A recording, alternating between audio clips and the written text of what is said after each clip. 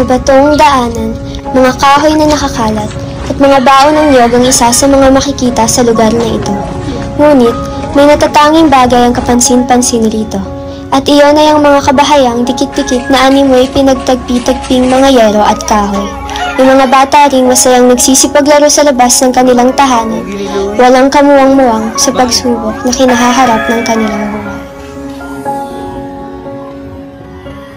Ayon sa unhabitat.org, mayroong 3.7 milyong mga informal settlers o mas kilala natin bilang mga squatters, at kabilang narito sila Nanay Ana. Ayon sa Republic Act No. 11201, nakasaad rito na ang layunin ng batas nito ay magbigay ng mga kabahayang abot kaya para sa mga taong kapos-palad o walang tirahan. Isa si Nanay Ana sa mga taong naninirahan sa mga kabahayan dito sa Zapote, Bacoor City, Cavite. At ating tunghayan kung papaano niya hinaharap ang pait sa hirap ng buhay. Gano'n na po kayo katagal nakatira po dito? August pa lang kami dito nakapunta. Pero doon kami sa Banalo tumagal. Ilang taong kami sa Banalo. Ilan po yung mga anak mo? Si lahat. 2, 4 ay isang pambuhay. Ilan po ang nakakasama niyo pa rin po hanggang ngayon? 2. Lahat nakababahan. Lahat po ng anak nila ay nandito dito sa Bacoor. Lahat. Siyam nandito sa Manila, isang sama. Problema po sa pang-araw-araw na hinaharap niyo po dito sa lugar po? Pagkain. Pagkain. At saka yung ibang mga lipa, ulam, mga halimbawa. Sabi kung ano dyan ang mga ano namin, kailangan. Pang-araw-araw na po. Pang-araw-araw mga kailangan.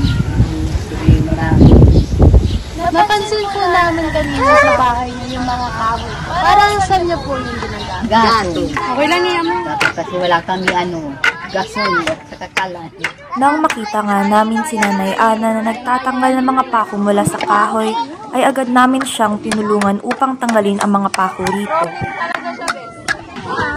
Naranasan naming mahirapan sa pagpukpok at pagtanggal ng mga pako sa kahoy na ito. Hindi namin lubos na maisip kung papaano nagagawa ni Nanay Ana ang ganitong gawain sa araw-araw. Hindi na rin kasi siya matulungan ni tatay dahil may sakit na rin siyang iniinda. Yung tubig niyo po, saan niyo po kinukuha? Sa balon at sa gripo. Ayon kay Nanay Ana, ang pinagkukunan nila ng tubig ay mula sa balon o di kaya naman mula sa gripo ng isang water distributor sa kanilang lugar. Ang aming mga reporters na sila Louie at Gab ay agad na tinulungan si Nanay Ana upang mag-igib ng tubig para sa kanila.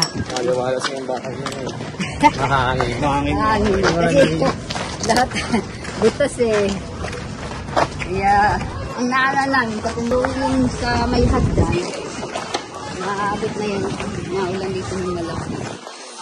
Nung anong pa yun na nung wala pang bako dyan, as may kita pa din yung ilog na yun. Wala yung siguro mga sila dyan na yun.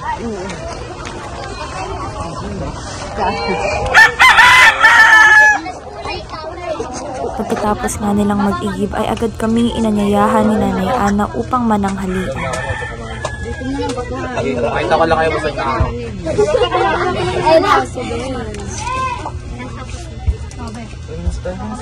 Pagkatapos naming mananghalian ay agad kaming nagpresenta na kami na lamang ang maghugas ng aming pinagkainan. Saan po kayo naghuhugas Dito kami naghuhugas. May gripo po Gripo po. Saan po nanggagaling yung tubig sa gripo? Dami yata. Yung ibig sabihin po, inaano niyo po yung wala po kayong gripo nakatayo po. Ay wala. Kinukuha niyo lang po sa gripo. Sa gripo. Saan po kayo naliligo dito, Nay? Dito din. po. Oo, dito kami naliligo. Yung panligo niyo po, saan niyo po? Sa gripo din. Sa gripo. Yung pinipili niyo pong tubig. Oo, yung gripo. Pagkatapos ng bugas, ilalagay namin dito. Pagkaan. Ang lagayan naman namin ito. Pasensya lang kayo kasi ay ganito lang taga ang buhay namin. Pagkaan. Kahirap.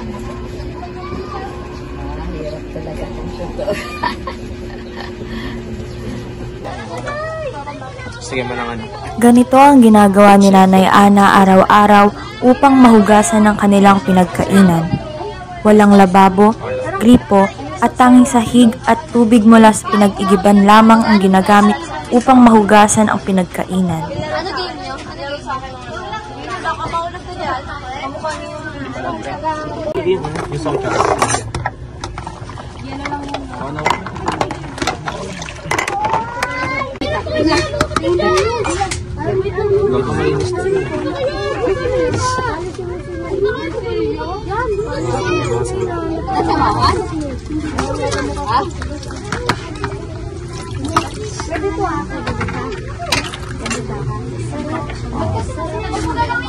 Pagkatapos naming hugasan ang aming pinagkainan, ay inanyayahan naman kami ni Nanay Ana sa loob ng kanilang tahanan.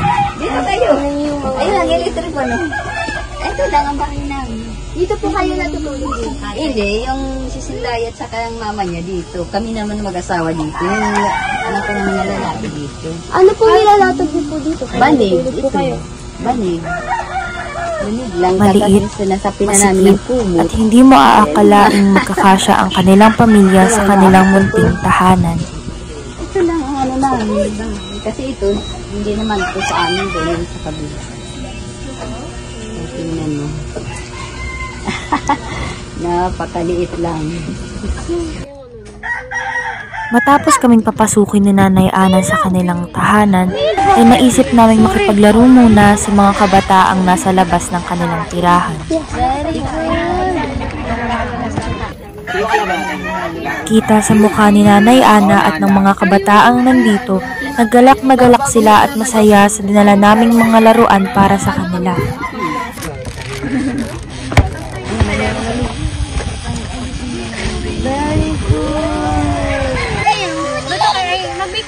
Ay, ito yung code. Sige, code.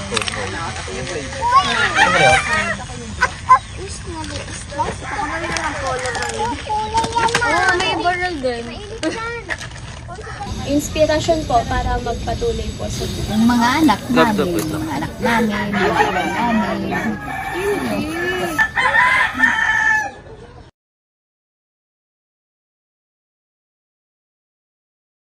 Umasa kami na maging maayos ang buhay habang may buhay tayo. Mag-ano man tayo mangarap palagi. Nakabiyayaan tayo ng Panginoon. Ano pa? Walang imposible sa Panginoon kung Sa kabila ng hirap at pagsubok sa buhay, hindi pa rin nawawala ang mga ngiti sa mukha nila Nanay Ana at patuloy ang pagsisikap upang makaahon balang araw sa buhay.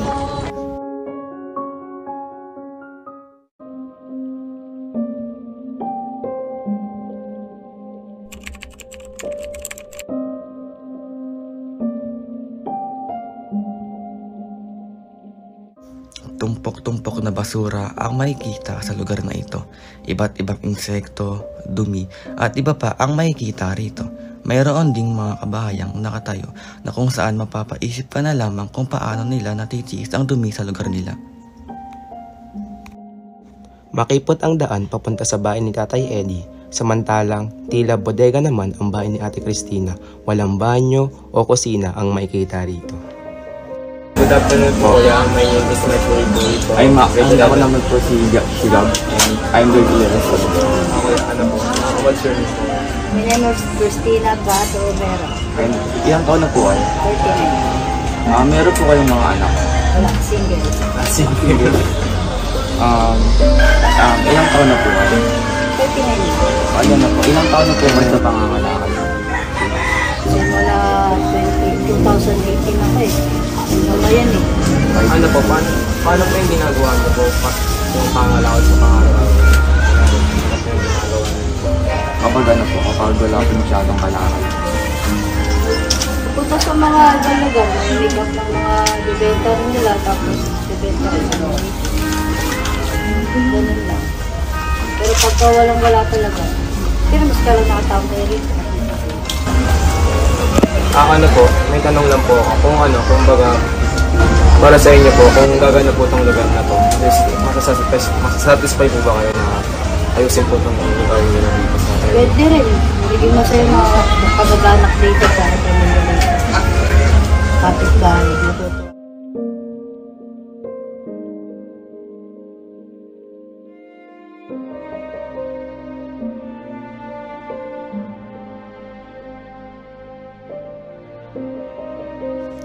Kalat, basura, bote, lata, at kung ano pang sandata laban sa pait na dinadana sa buhay nila Tatay Eddie at Ate Cristina.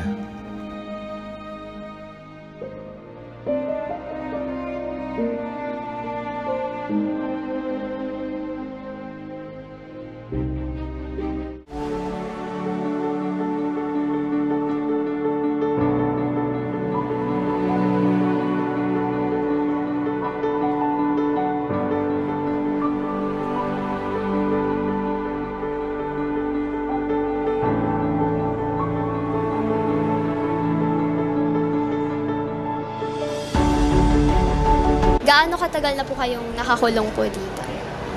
Sa ano ko po ma'am, 6 years ma'am in 5 months ma'am na po ako nakakulong. Kasi po ma'am 2017 po ako nakakulong ma'am. Buwan po noon ma'am, October.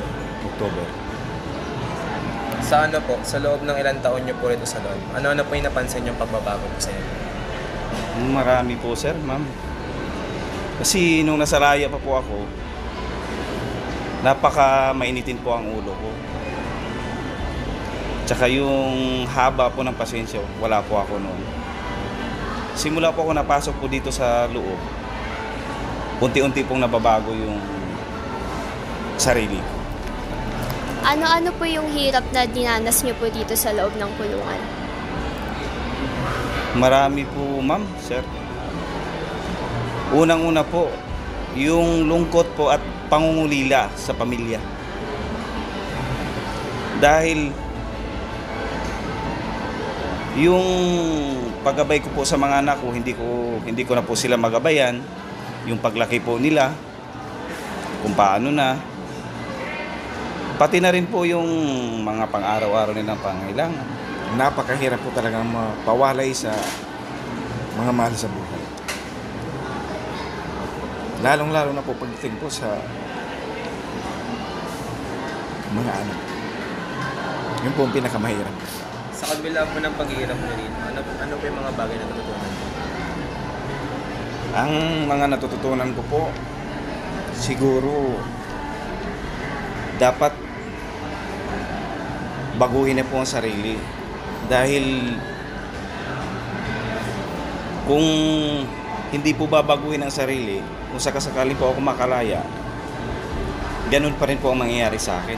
Kaya dapat po, dito pa lang po sa loob, unti-unti na pong baguhin ang mga negatibong mga ginagawa sa labas. Halimbawa po, yung mga pakikipag-usap sa kapwa, kailangan pong habaan pa po natin ang pasensya natin. Tsaka yung pagkamainitin ng ulo, dapat walain na po yan sa sarili po natin.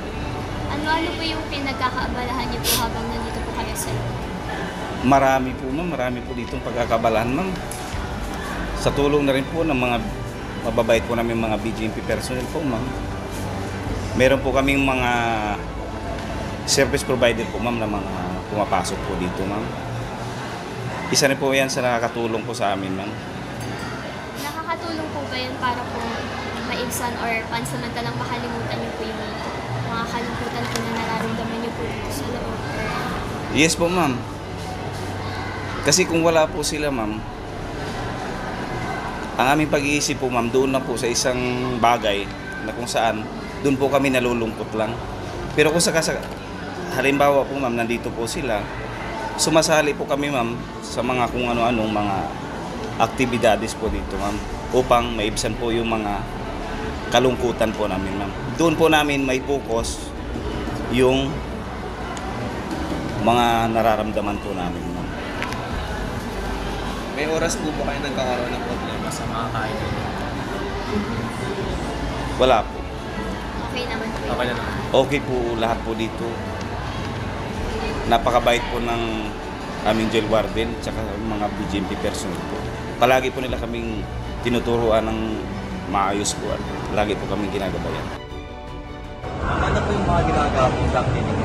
Okay, so sa jail po natin is meron tayong activity area. So sa activity area, dito ginagawa yung iba't ibang livelihood ng ating mga PDL. So isa po doon dito, nagagawa po sila ng any kind of painting sa pwede po natin ipakita po sa City of Government of Bacoor. Dahil po minsan meron po yung tinatawag na trade fair kung saan doon po napapakita lahat ng ginagawa ng PDL. So bukod po doon sa painting na ginagawa po nila, meron din po tayong mga bayong. So dito sa bayong na to, halos lahat po tayo ay nakakapag-purchase. So sa bayong naman po ay mga PDL din po ang nagawa. So, ngayon, syempre kita nyo, na yung mga makrame. So isa din po to sa produkto ng jail namin. So sa buong Calabarzon, alam po una kami sa nag-purchase ng makrame bag. So yun. So may makrame bag. So meron din po tayong rag making. So nagagawa din sila ng basahan. So kung nakikita nyo itong mga paintings, ito yung mga latest paintings ng mga PDL natin. So ito, so far, alam ko ito ay sa University of Santo Tomas. So kasi kapartnership natin yung tulad ng UST. So at least yung mga personal natin, personal po yung tinutukoy ko ha. So yung personal natin ay nabibigyan sila ng mga workshop. So sila yung nagtuturo sa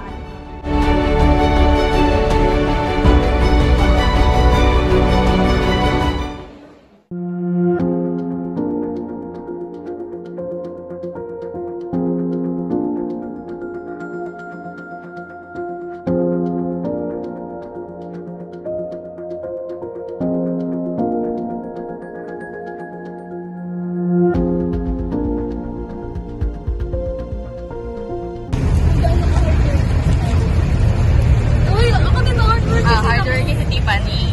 Si Pauline. Oo, para mabilis. Para convenient. Saan sinabi niyo ako? Eh, dapat sinerger mo. Sorry ha. Ito nakikita mo. Hirap na hirap kami. Sa Jollibee siya, inaantay siya. Inaantay niya tayo. Nay! Lo! Pag yan epic!